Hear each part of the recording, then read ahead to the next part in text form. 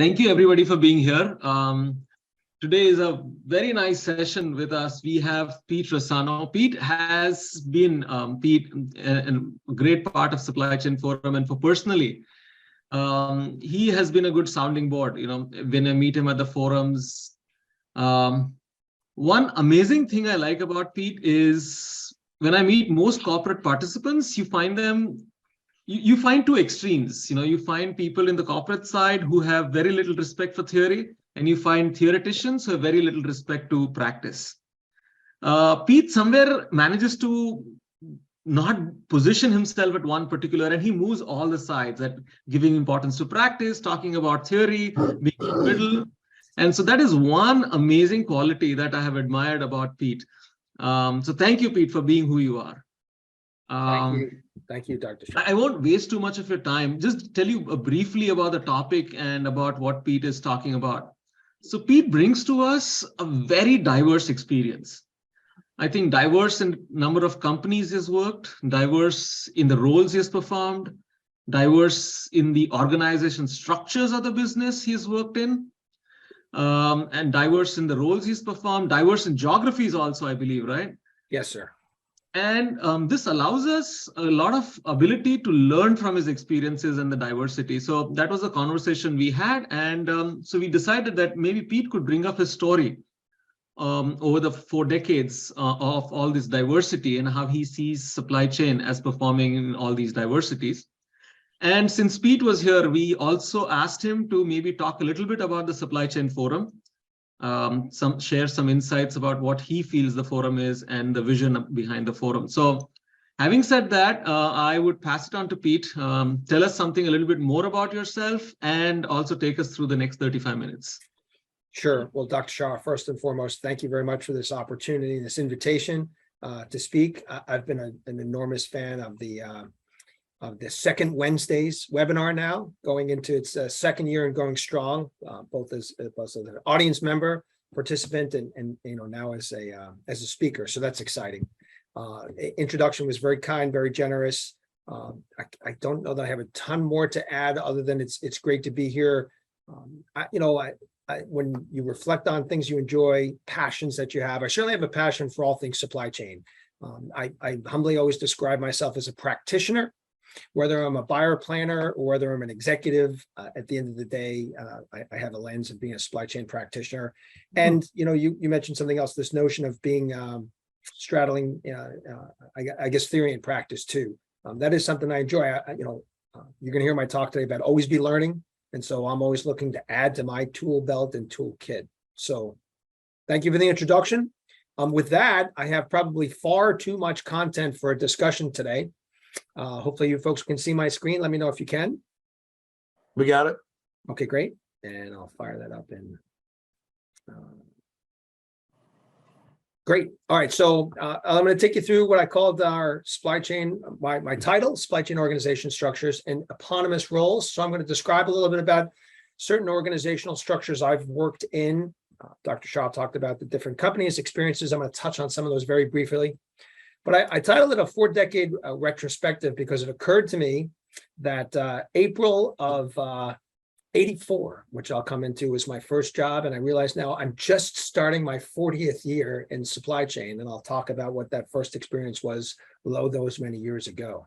So yeah, 4-decade retrospective. Okay, so a little bit of what I'm going to talk about today here. I'll give you a little bit more about myself. Dr. Shah did make mention. I feel it's important to at least share with our audience a little bit more about the Supply Chain Forum.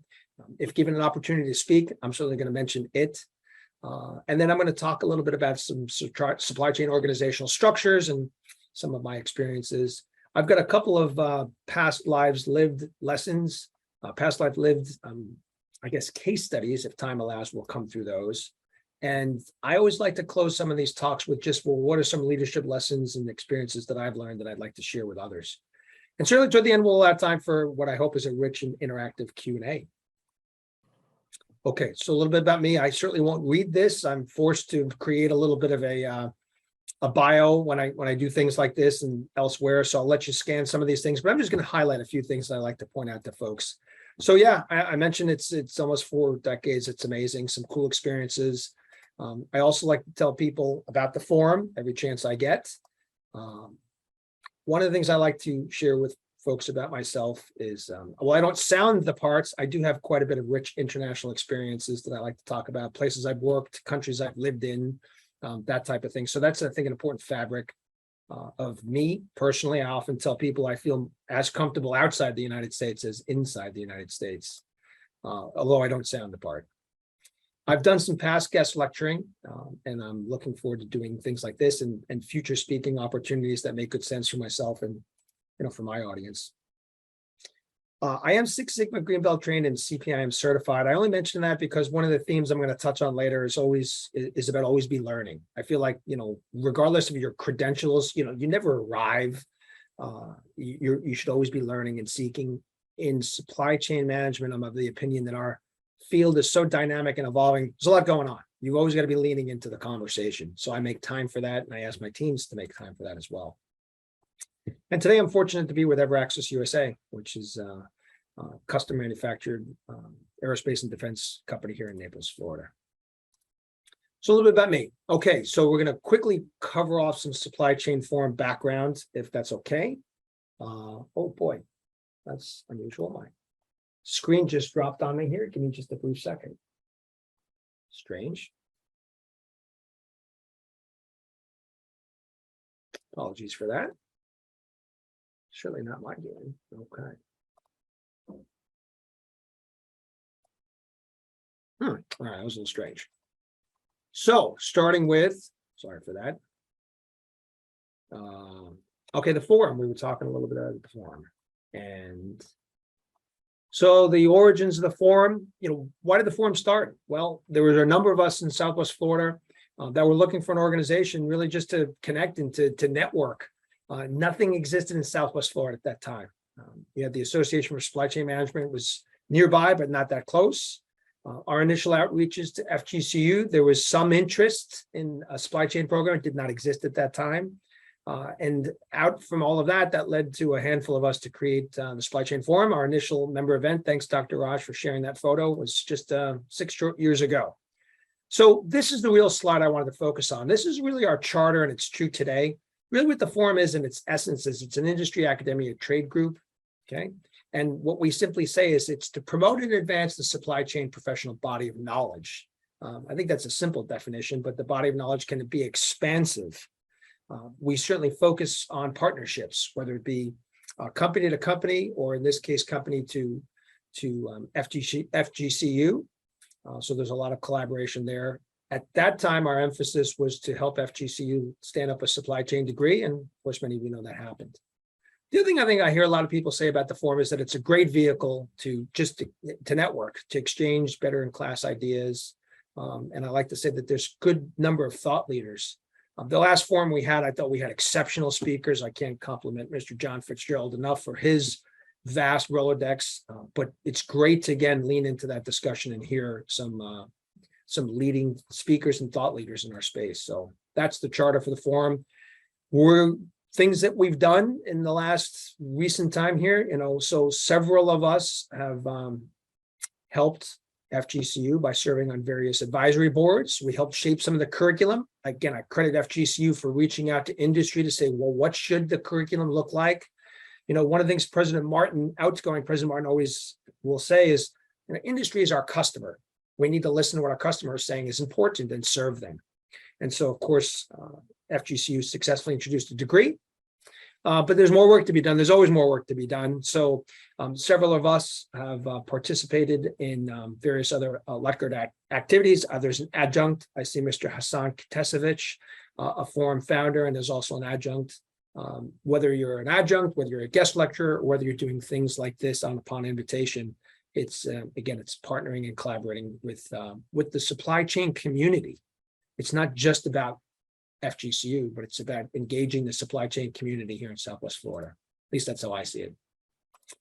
More to be done. So, we've also done some really cool things working with the Center for Workforce Readiness. So as Lutgert educates folks on supply chain theory and practice, having students be ready to enter the workforce is also something FGCU is training their students on. And So we've had some opportunities, some of us, to participate in, forgive me, Bob, forget his last name now, Bob, Dr. Raj, help me with Bob's, the gentleman who leads this group. Can't think of his name, but he's at FGC. Whitehead. Bob Whitehead, thank you. He's done some nice work in this space. And I'm glad, because I think the students have really benefited from what does it mean to work in a professional setting? What does that look like? So that's helpful. Through our COVID-19 challenges, we did some really interesting things with the forum, with hybrid and virtual. And again, old news now, but success, Lutgert conferred their first supply chain degree. I jumped the gun a little bit. Looking ahead, there's always more to be done. We're always looking for help. The forum will continue to be led by our members. So the forum is comprised of membership, whether you're a board member or whether you're an individual member or a company. So we will serve the members' interests in the Southwest Florida supply chain community. Always looking to grow the membership. Here's my advertisement. Please tell a friend, come to our events. They're pretty cool. We do a 2 event per year model. Typically one is anchored at Lutgert, and then one is typically at a company. One of the member companies can host a forum event. Again, we also regularly poll and survey. Got to get those net promoter scores up. We poll and survey our members regularly for feedback. Also want to acknowledge Hassan Katesevich for his work there and surveying and reporting out feedback. And then we make adjustments and we dial in what works and what doesn't work. So, all right, a little bit about the forum. Want to wrap up, and always looking for new forum volunteers. We have a leadership council of 6 folks, always looking to add more. We certainly want to deepen the FGCU collaboration. There's talk, and I think it would be welcome to potentially sunrise a graduate degree. I think that's on the roadmap. Maybe we'll hear in the future months or years that might sunrise. I think that would be timely. There's a lot of folks that I talk to that say, hey, I'm already in supply chain. I already have a degree and I want to continue my studies. So hopefully that's on the horizon. And then just here's a cool photo that I borrowed from Michelle Fu. Nice supply chain forum event. This is at the ETI facility that's an adjunct to FGCU. So enough on the forum commercial. I'm going to power on to my topic, but thank you, Dr. Shaw, for allowing me that time. So let's talk about the main topic, supply chain org structures. What I thought I'd do today is to talk about 3 flavors of supply chain structures. So what I've most commonly seen and experienced in industry is what's commonly a centralized organizational structure. It's traditional. You've got, again, most common individual contributors up through executives. That structure is typically co-located with the business. It typically can serve a single site or multiple sites. And again, in larger companies that I've worked with, I've seen this serving multiple countries and or regions. This is what you typically refer to as your headquarters, your corporate location. And this is common and it is effective. There's pros and cons to each of the 3. I'll contrast, but I just wanted to provide some foundation. What I've also seen in these corporate locations, I'm sure you all have seen this as well too, there's just this increasingly well-educated supply chain professional. And what I am seeing more and more, which I'm pleased and proud of, is they're business professionals first, and then there's supply chain management, experts second.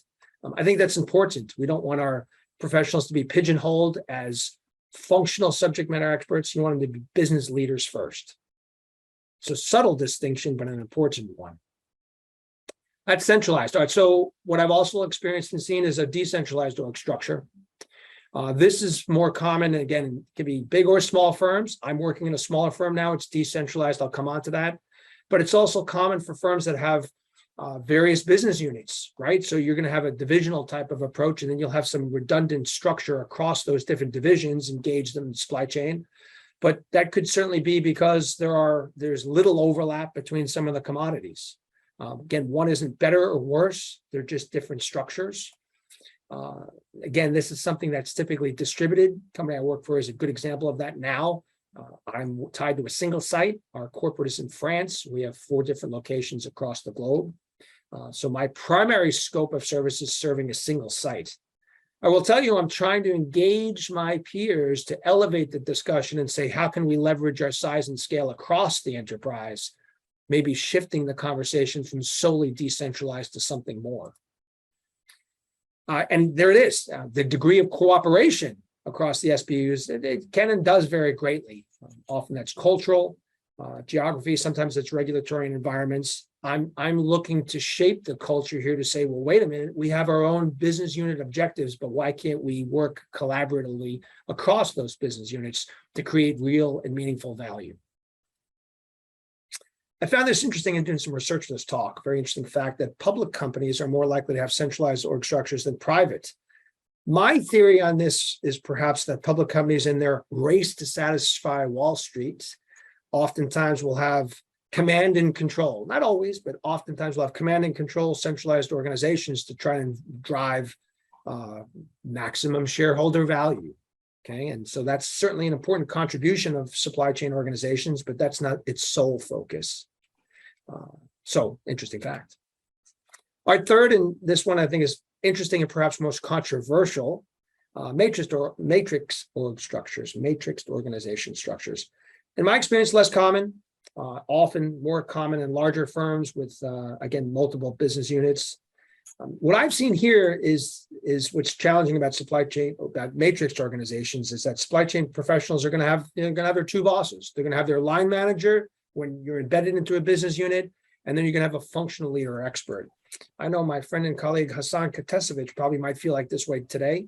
He serves a business unit that's focused on particular technology, but then he also has a functional boss as well. So again, often, but not always, is distributed in a matrixed organization.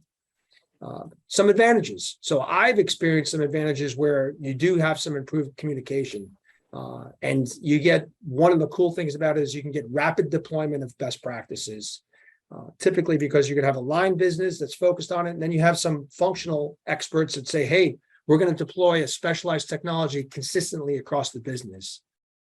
A lot of matrixed organizations often will have Lean Six Sigma resources to help drive initiatives as well. So there are advantages. Many will say there are disadvantages as well. Those can sometimes, the biggest, of course, is conflicts. Hey, I have two bosses. Which one do I listen to? Some have said that matrix organizations can also impede speed, and it takes time to align. So I've experienced both pros and cons. I generally prefer a matrix structure, especially because I've served on both the line side and also on the matrix side, and I'll touch on that briefly. So a lot there. Those are three structures. There's probably more. I just wanted to highlight the three that I've experienced. What I'm going to do next is power through. Sorry for this. It's a little bit of my resume, but it's kind of a listing of some organizations that I've experienced. The colors, I guess, correlate to the decades, 80s, 90s, 1000s, 2000s, 10s, and present. So I'm going to take you through some of those. And one of the stories I tell people is my first supply chain role. Well, I was a bar back in a tavern, and I worked for the assistant manager. His name was Jerry, and Jerry was in charge of stocking the beer in the bar. And early days of supply chain, Jerry in the back room had a red line drawn across the wall that he stocked all the beers at. And I remember asking Jerry, naive supply chain lad that I was, what's the red line for, Jerry? He goes, when I can see the red line, it's time to order more. And years later, it dawned on me, I reflected that Jerry had dust on the slow moving items and beers, and he was always yelled at for never having enough Bud or Bud Light or substitute whatever your favorite beer is. So supply chain lesson. Jerry, years later, it occurred to me, he needed a jagged red line, not a straight red line. My introduction to supply chain 4 decades ago. Through the 80s, I got the chance to work at some small consumer product companies in production and materials, and saw a small site, centralized structure, nothing too elaborate, nothing too special, smaller businesses, but learned a lot of things about operations and supply chain, more within the four walls of a manufacturing unit. And one of the things that I think incited my passion years later in supply chain was the connections intra-firm between organizations, between buyers and sellers, rather than just within the four walls of a facility. I had a unique opportunity to work in a eye hospital in Western Nepal, and as a surgery planner, that was fun. Centralized role, stories about that, but perhaps for another day in terms of what my role was there. The day after is interesting. Entering kind of a early to mid phase of my career, I worked for 2 companies in materials management. Windstar Global Products was a conglomerate company. I was in, again, a consumer products role. This was now a decentralized organization. There was a parent company, There weren't a lot of efficiencies to connect to the parent company from a supply chain organization. It was more you perform, you deliver on your numbers, and we were operated more as a portfolio. I'm actually not a big fan of that. That's the opposite of a matrix. If you're just operating as a portfolio, you lose opportunities for synergies. But we did run as an efficient, decentralized organization. I was a consultant with the Rockler companies when I was in graduate school, and then I got an opportunity to work for the Gillette company as a change agent.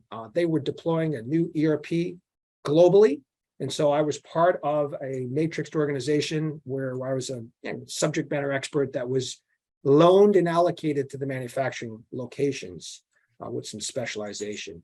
They welcomed, frankly, the resources because they didn't quite have enough of their own to deploy their ERPs. So some interesting experience. My first experience with a matrixed organization. A couple of other things. So I got a chance to serve for a short time as a supply chain advisor, also back in Nepal. Very centralized command and control. One of the most fascinating things about working in Nepal is they love to do things around, they had certain buying groups, but really what they would do is they would collude with their partners in the marketplace for maximum value. And I remember my rude awakening was, well, collusion is illegal. And the managing director of that facility said, not here, it's not. So they literally were optimizing profit for the industry and for themselves, probably at the consumer's disadvantage. But hey, you play by the rules in the country that you're operating in. Lesson learned there.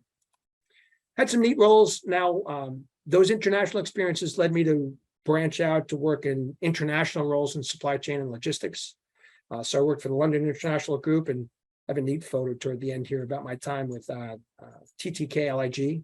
Again, that was a matrix type opportunity on loan from the corporate company, London International. Again, worked in SSL International. That was an Atlanta, Georgia-based organization, consumer products, decentralized structure. Again, more of a make your numbers.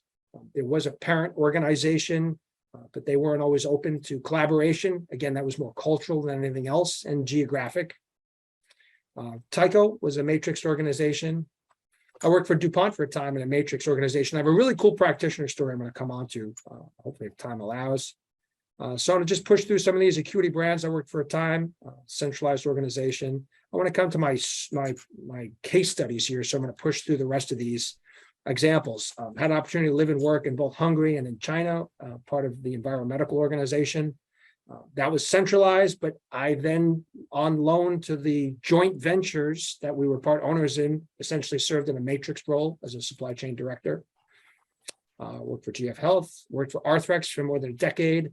I would describe that as both centralized, and then for some of the business units that we collaborated with that were geographic, it was more matrixed, so sort of a combination of the two.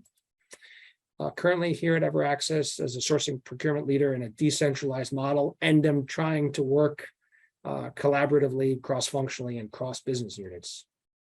And Dr. Raj did mention earlier, I'm also an aspiring adjunct professor. I guess it's centralized, maybe it's matrixed. I don't know, my FGCU friends can elaborate. So a little bit about the roles, the companies, and we touched a little bit on the structures. I've got 3 quick use cases I thought I would share. So when I was working for DuPont, and back earlier, you may recall, that was a decentralized business unit. But one of the things I learned about, and by the way, the challenge that we had was we had a fragmented transportation spend in the business unit I was attached to across 80 locations. What I came to learn about was there was, in our parent organization in Wilmington, Delaware, there was a corporate transportation category management group. Didn't even know about it. And partnering with that group, it was pretty simple. I took my spend, aggregated it, plugged it into the corporate leveraged transportation agreements, and delivered significant value to my customers. The biggest plus point in this story was not my business unit realizing the 70% reduction in rates, but the small amount of spend that I brought to the table helped our corporate company, who was not aware of the spend that I was overseeing, reach $1 billion in spend and triggered some significant rebates. I didn't even ask for any of the rebate, but the guy I worked with was pretty darn happy. So here's an example of, again, collaborating across an organization, and you'd be amazed at the value you can create. Another interesting story here for GF Health products. The problem statement we had was most of the suppliers we worked with were all Asia, China-based in particular. And unfortunately, our supply base was so fragmented across such a broad product portfolio. In transportation logistics, most of the shipments we took were less than container load. And we experienced a lot of damage, poor service, slow. So worked collaboratively with some of our supplier partners to create an in-country, that's within China, in-country, we created a supplier consolidation center, the SCC, and that allowed us to unitize all of these less than container load shipments. And again, drove some significant damage reduction, cost reduction, transit time reductions. What I was able to do here was more centralized. And by the way, what's interesting about this supplier consolidation center, it was 100% funded by our suppliers. We did some coordination around technology and the preferred provider, but the suppliers funded this activity.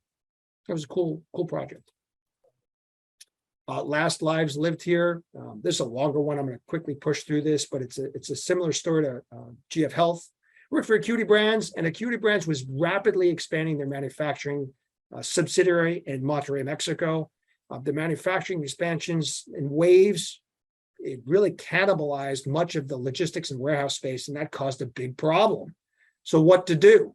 Well, borrowing some ideas from some others, we came up with an agreement to introduce a supplier logistics center. Now, this is something that we funded, but that supplier logistics center allowed us to house our suppliers' inventories nearby. That ultimately blossomed into a healthy, nice VMI relationship. And it really helped the manufacturing facility increase throughput. That's not something the manufacturing director thought was even possible. But because it was stockless inventory, it allowed us to drive dramatic improvements in service levels and in throughput. And there was, again, big success.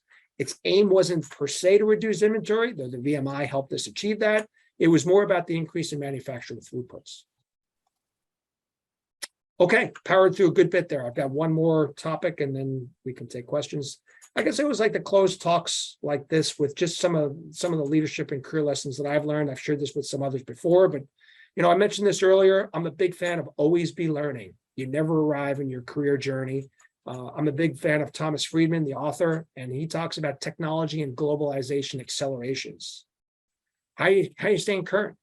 And in supply chain, this is also rapidly evolving. I had somebody once tell me that the requirements and the educational credentials for a cost accountant were established in 1925. And that's not to denigrate cost accounting. That's just to say it's mature. Not much has changed in 100 years. I would say supply chain is a little bit of Moore's law. It's sort of like doubling every 10 years. So the body of knowledge is evolving and changing. And so lean in. Along those lines, I ask folks that work with me and myself included, invest in your own professional training and development. In your career, this won't be done for you. So certainly take an active interest in that and keep pushing forward. Similar, as an early career professional, for those that are in that space, take hold of and own your own personal career development plan. Engage in that discussion. Some think that that's going to be handed to them. No, that's a two-way discussion, or at least that's how I see the world. I think another skill set I've learned is I've worked for some organizations that really were, I don't want to say they were titleless, but your title didn't have meaning as much as your ability to influence and persuade your peers. And those were some of the coolest organizations I worked with. And so think at times of being titleless and how do you influence and persuade? That's a skill set that'll take you a long way. This is something, and I've got the lumps on my head to prove it. Importance of EQ. This came later to me in my career, but again, emotional quotient, emotional intelligence. Stephen Covey talks about this. This is something that I'm a student of and continue to be a student of. And, one succinct way to describe EQ, right? Seek to understand before seeking to be understood. What's the old expression? You have 2 ears, but you only have one mouth. So listen twice as much as you talk. I'm working on it still. I guess last I would share with folks too, hey, take chances, be fearless, be open to new experiences. The early career folks that I've managed more recently, I've always been in a big darn hurry to reach executive ranks. And so, advice I was given and took, and I will share it to others as well, is seek as many opportunities as you can serve in, even if that means lateral moves, because you're going to add to your skill set and you're going to be more marketable.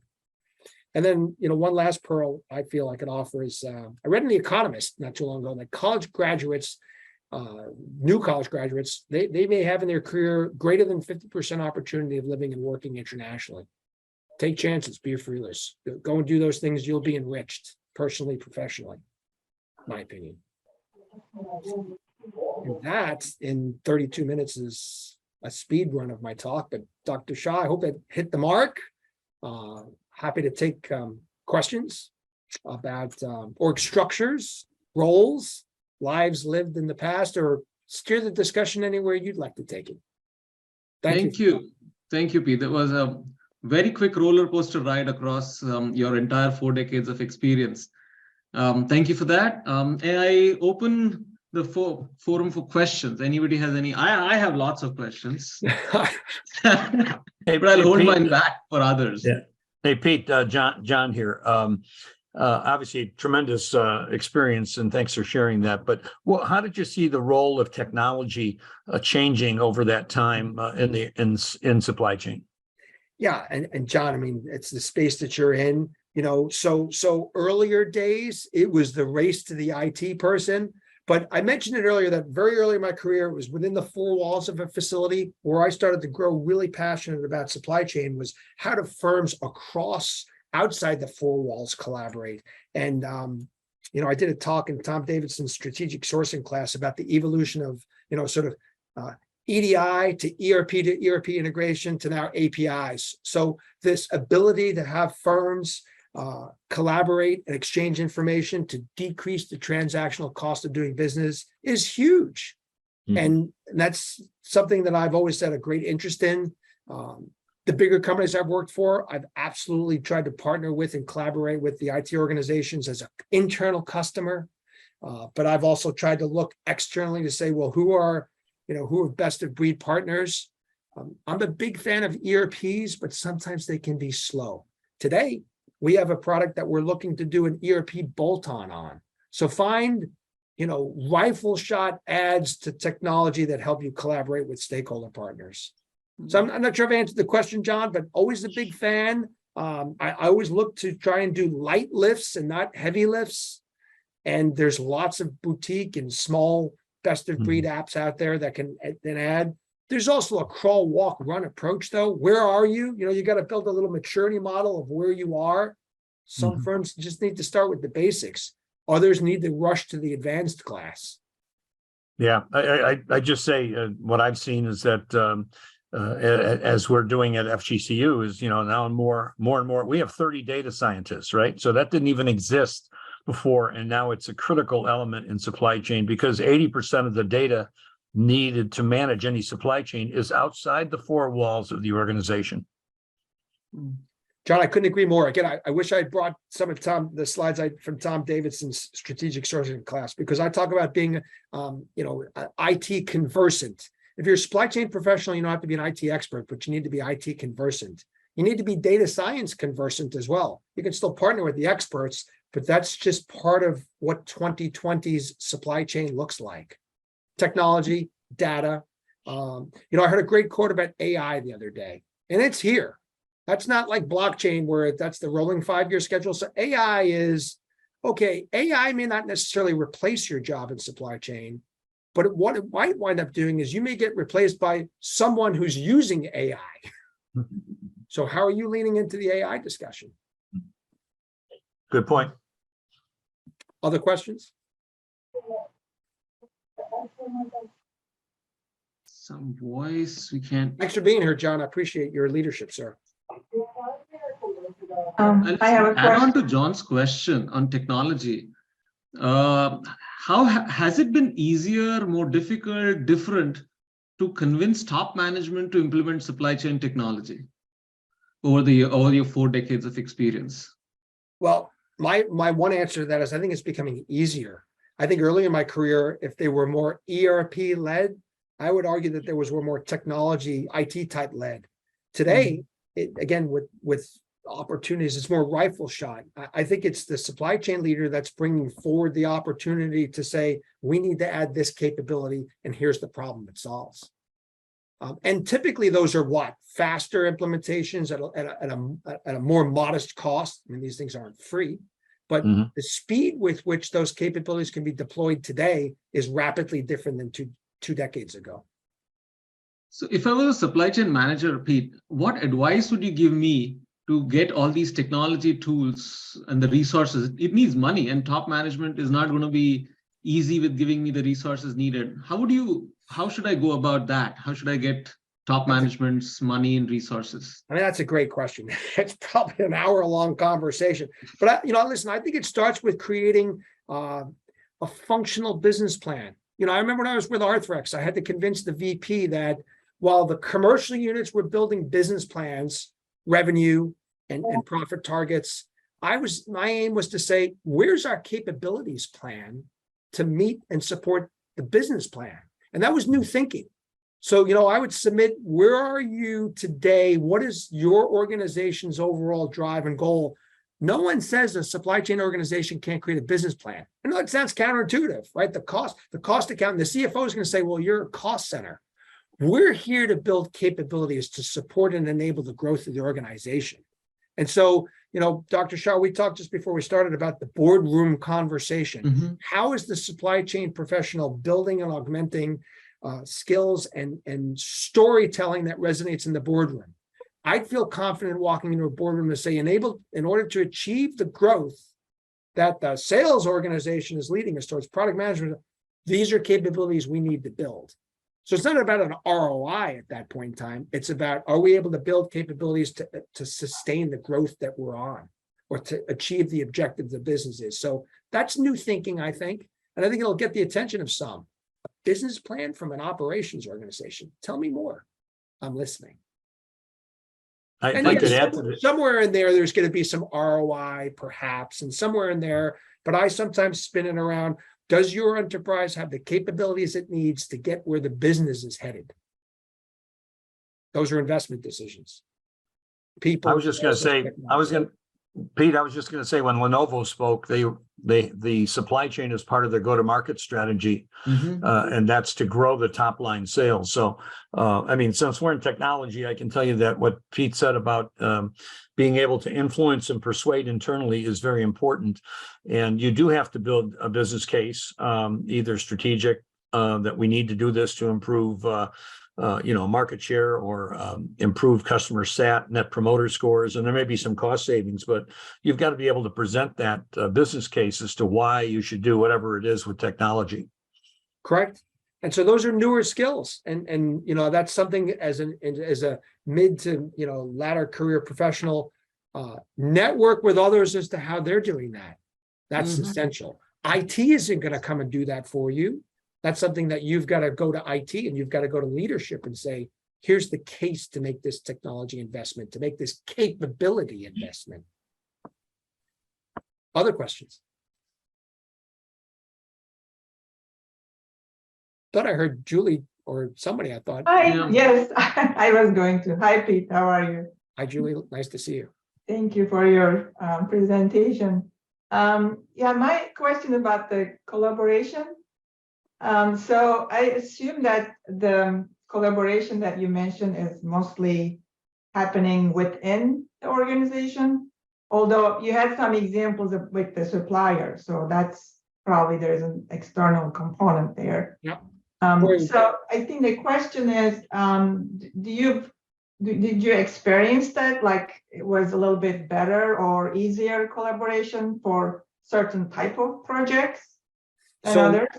So great question, Julie. This is the second question I've received that I wish I had talked the Tom Davidson slides that I literally presented last week in a strategic sourcing class, because I had a whole slide, chapter on supplier collaboration. That's one of the things culturally I'm a big fan of. One of the things I tell my teams, and again, this is cultural, we don't have vendors. That's a word I don't even allow our teams to use. We have suppliers, we have supplier partners. So for me, strategic supplier relationship management is all about mutual value and cooperation. And by the way, that's an Apple model. That's a model used by a lot of others. Now, what's interesting is I've often said to folks, but I can also combine that with an online auction if we're talking about commodity services. So those things aren't mutually exclusive. But in my career, I've found that the greatest benefit that we've gained is through strategic supplier relationship management. What is that? Business reviews, but those business reviews are about mutual goals. It's not a one-way street. So ideally, if you can align with fewer partners, but more strategic partners, that's been, in my career, a better way to do business than to have 100 commodity relationships.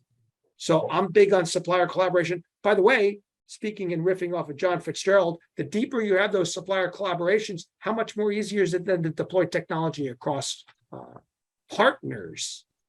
And, look, when I was with Arthrex, we would flash forecasts to all of our supplier partners through a digital tool, and then ask them to provide us capacity outlooks based on those demand forecasts. Mm-hmm. And those partners made investments. Think about that. They made investments in inventory or capacity based on a forecast, not firm orders. So there's trust going on between those partners through that collaboration. So, that could be a talk in and of itself, but in my experience, I'm a big fan of fostering supplier partnerships than transactional relationships. And it doesn't matter whether what type of organization structure is, or some of them will be more helpful. That's a good question. Look, that's a very good question. In my opinion, the more you're in a centralized role to where you can hopefully aggregate all that spend. I've seen some organizations that were wholly decentralized that had some conflict dealing with a strategic partner because all the business units were arguing, I come first. No, I come first. No, I come. Well, wait a minute. You're all the same company. Someone needs to referee and tell me who goes first. So that's a good example. We're having a centralized structure that allows for one strategic voice, and then all those business units can perhaps buy from and collaborate with that partner, but someone needs the tone set, in my experience. Otherwise, you get some unintentional conflict. Yes, thank you. Other questions? Well,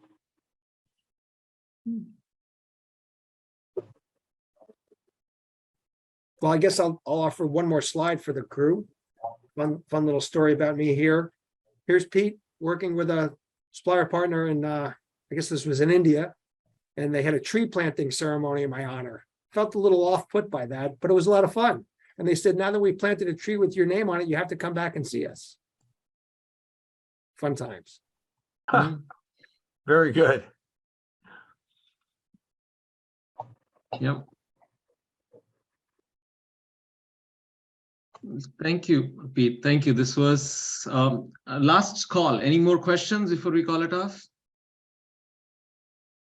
This was a lot of fun, Dr. Shah. I want to thank you for the opportunity. And please, my last, let's keep the conversation going. My last comment would be, come to a forum event, come to an FGCU event, engage and be part of the rich supply chain community of Southwest Florida. Mm-hmm. Thank you. Thank you, everybody. Thank you, Pete, for this wonderful, very well presentation. It reflected your experiences, and there was so much for all of us to learn and reflect back on. And I also thank you for your last comment on continuing this conversation. So we keep having these webinars every second Wednesday of the month, and we also have the Supply Chain Forum, which is twice a year. So I look forward to continuous participation, continuous support from all of you for that. All our previous webinars have been hosted on a YouTube channel, and even this one will be. All of you will also receive a feedback form from us about what your feelings about this session was and what kind of sessions would you like to see in the future. So please help us with your honest feedback, and we hope to continuously engage with the community in Southwest Florida to keep developing the supply chains in our area. Thank you, everybody. And I hope to see all of you again soon. Bye-bye. Thank you again. Bye now. Thank you. Thank you, everyone.